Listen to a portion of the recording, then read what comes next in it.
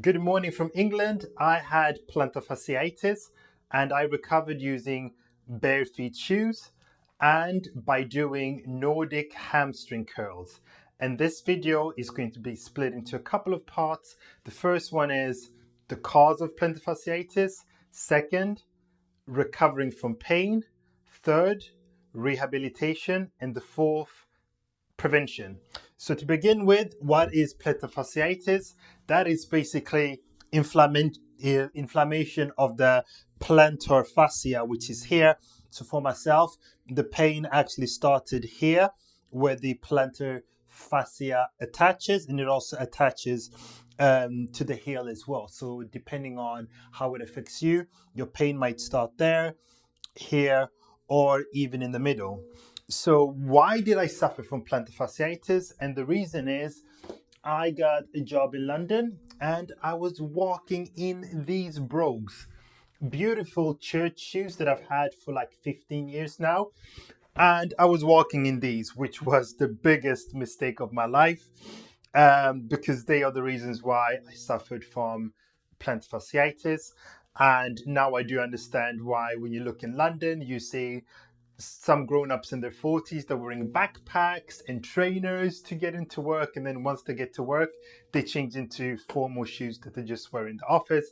But when you're young, 23, 24, you want to look slick like Patrick Bateman, you want to wear nice brogues and carry like a duffel bag or a briefcase or something. But sometimes looking good is actually quite damaging, and eventually with the human body, if you put enough strain on parts of your body for too long, you end up getting an injury. This could be in the short term, or it could be 10 years later, or even 20 years later. So I broke my body and I started to get pain. And as a response, I went and bought insoles, because why not? Because insoles are nice, fluffy, and I thought that should make me feel less discomforted. But it didn't really solve the issue. So I bought some trainers randomly from the shop, like thick soles, like cushy and everything. That didn't really solve the problem. And eventually the pain got so bad that even after walking for 20 minutes, I would just feel like the whole leg is trembling and I have a lot of pain in the foot as well. And I saw a physiotherapist, and it was actually mainly the calves that got tight. I got a lot of pain in the calves, and I would wake up and the calves would feel all tight and strained. So the therapist I saw, she did Chinese vacuum cupping on me, and that did help. It made the calf feel quite nice and soft, and it just offered some relief. But the relief was usually temporary, because after the deep tissue massage, basically a few days later, I would feel the whole leg feeling all crumbly, etc. And the human body is like a machine. Where you feel the pain isn't necessarily the cause of an issue. And likewise, discomfort or damage in one area can have secondary and third order effect on other parts of the body. So for example, if you're wearing the wrong shoes, you might get knee pain. So you might think, oh, I need some knee support, but it's actually the wrong shoes. Or you might even get back pain as a result of wearing the wrong shoes or using your knees in the wrong way. And what basically happened is that when you have pain, you start to walk differently. And when you walk differently, you then put different types of stress on muscles that are not used to it. And the body is amazing at compensating, but eventually those muscles will be doing work that they're not intended to do, and the body will be in a little bit of an not in an equilibrium. And when those parts that do work that they're not supposed to do get tired, then that stress moves further up the chain. So for me, it was moving from here to my calves and to my hamstrings. And then I saw a second therapist and I got some deep tissue massage there as well, for the calves and for the hamstring as well. Again, short-term relief. And I even purchased one of these for myself to roll my calves over. Not calves, actually, just mainly this one. And I also used to like sit on it on the ground just to kind of get some deep tissue massage of the calf of the hamstring muscles to almost wake them up a little bit. And again, this was temporary relief. And then I saw a third physiotherapist.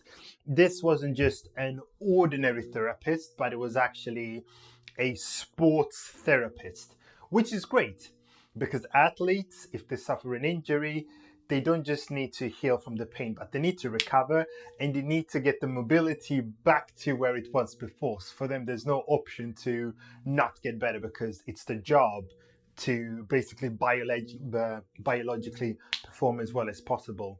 So he asked me to stand on one leg, go up and down, and then he asked me to do it on the other leg. And he could see, obviously now I can go up and down, but back then I couldn't. I was like shaking and trembling and crumbling. So he instantly saw there's some weakness, but more so, this leg was actually smaller than the left one. And that's still the case. Look, I can get a finger in there, and there I have to force my finger through. So this leg didn't just get weakened, but it also got smaller because I changed how I walk without intentionally knowing it. So I was putting more weight on this side. So that means that this leg, you did not really get as much exercise. So that's kind of a bit of the effects and impact that you can see of plantar fasciitis. It can affect other parts of your body. So, and when I saw this sports therapist, I had actually done some hamstring curls in the gym because it's like hamstring curl machines, etc. But the issue with those ones is that they didn't target the part of my hamstring that had been severely weakened. And that is a muscle that's almost between the back of the thigh and the buttocks. It's really, really deeply in there. And when you do regular hamstring curls, it doesn't stimulate that muscle. It's almost a bit like wanting to train your bicep. It's almost like wanting to train your triceps and you do push-up. So sure, you're going to stimulate the triceps a little bit, but it's not going to be a substitute for holding a rope behind your back and doing like dedicated exercises that stimulate the triceps. So what was the equivalent for that muscle? That is Nordic curls. And the second he made me do Nordic curls, I instantly felt a sensation in that muscle that I'd never felt before. I could really feel it working. I could feel it waking up and not being dormant. And within a couple of weeks of doing hamstring curls, the Nordic ones, I could feel a difference. I could feel that what I'm doing is no longer just relief, but it's actually rehabilitation. Because, you know, before I was also doing like the leg calf raises because, you know, they're calves were also weak. But the problem is you can strengthen your calves, but if the muscles up here are not doing what they're supposed to do, then that's not going to allow the calf to fully recover because the calf is going to end up doing more work than it should. It's going to get fatigued, it's going to get tight, etc., etc. So I had to like fix my entire leg. And you can do Nordic hamstring curls anywhere. You can use a sofa, so you just like tuck your feet underneath the sofa. Ideally, the sofa should be heavy enough, and then you just like lean forwards and backwards. Alternatively, in the gym, you can take a barbell, put weights on it, put it on the floor, and then wedge your feet underneath it, and then do your Nordic hamstring curls. But I was also desperate. I felt like plantar fasciitis was really limiting my ability to even be outside. Like I couldn't really walk for more than 20 minutes without feeling pain and serious discomfort. So I went online, and on a forum, someone mentioned that they got barefoot shoes. And because I was so desperate, I thought, why not try barefoot shoes? And what was really good about them is that they help with rehabilitation. So These are Vivo Barefeet ones. These are 3 millimeters thin, so they are the thinnest ones. And what's good about Barefeet shoes is that they require you to walk normally and not heel strike, because when I had plantar fasciitis, my pain was mainly there. So therefore I was heel striking. And when you heel strike, you're not walking properly, which means that the rest of the leg isn't mechanically functioning as it should. But when you have bare feet shoes, you cannot heel strike because they're really thin. And if you heel strike, you're going to get a lot of pain. So with those, you have to walk normally. And that means this bit touching the ground first before the heel. So in a nutshell, I had to relearn how to walk. And there was a little bit of adjustment with the bare feet shoes, especially like in the first 2-3 weeks. I had some pain in the feet afterwards because, there's less cushioning and support. But, if you think about developing countries, a lot of people there walk bare feet. But once the adjustment period was over, I could feel a difference. I was walking properly, and I can feel like the functionality started to properly return as well. And there is no rake in them, because with these shoes, anytime I wore heeled shoes, I could just feel the leg was getting aggravated. And so I actually stopped wearing these shoes for probably like 2-3 years, and I was just wearing my bare feet shoes and wearing trainers as well.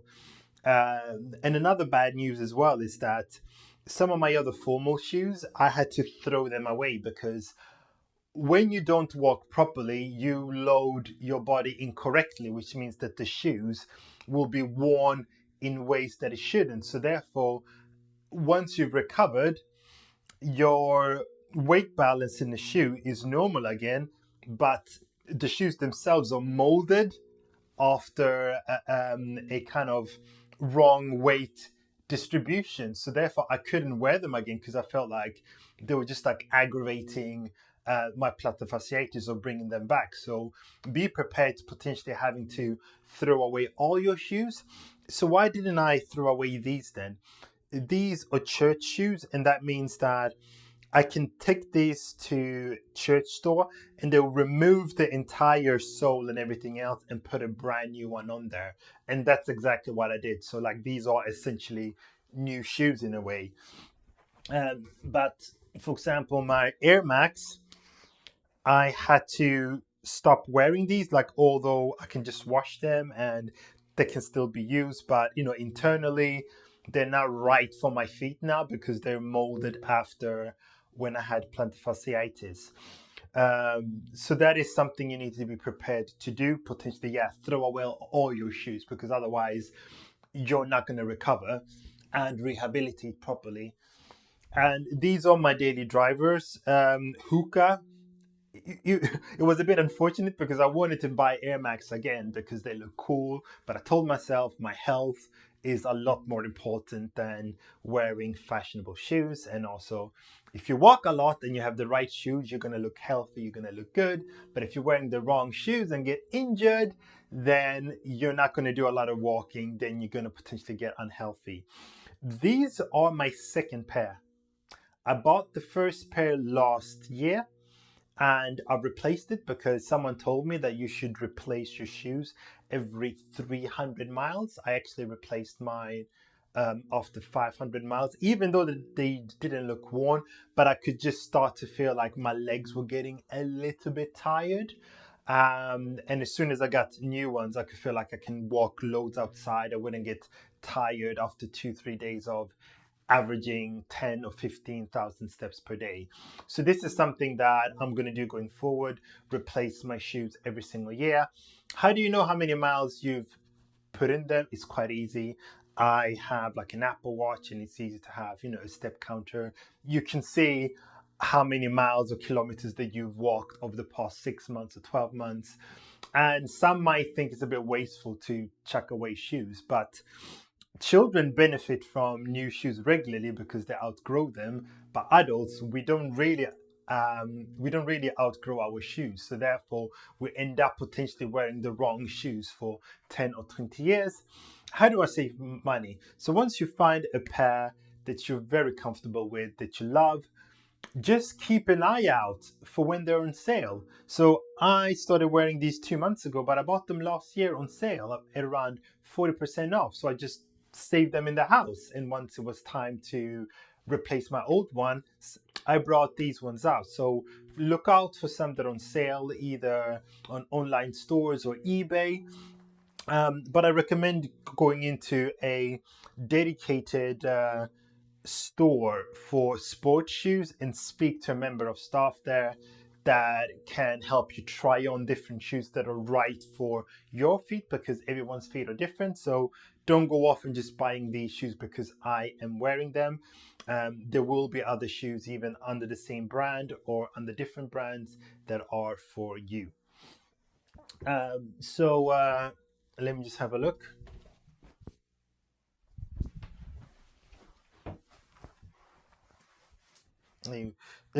So shoes are really important, and that's really where the prevention is. And but everyone is also different. So if you are undergoing plantar fasciitis right now and you want to heal from it, or you are towards the end and you feel like you're 95% healed but something is missing, see a physio, potentially a sports physio, and have them mechanically check you out, see how you stand, whether or not you're wobbly or steady, whether you can do like various exercises, etc., etc. And they can help figure out what's wrong with you, whether there's anything that's mechanically been altered. But there is a path to recovery. It's really frustrating. And as you know, with me, like I've had to try barefoot shoes, and then I've even had to use one of these for pain relief and relieving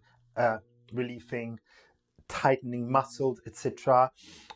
So these are really my items, but let me know in the comments what potentially worked for yourself.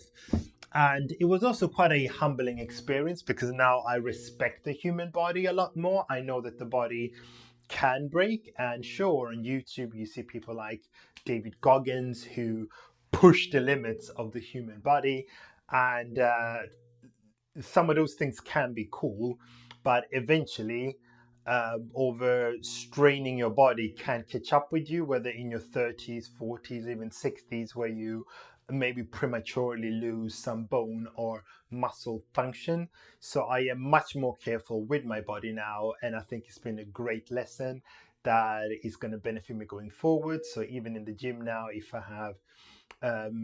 I lift something and I feel a bit of pain somewhere, I just stop immediately. So I have a lot more respect for the body.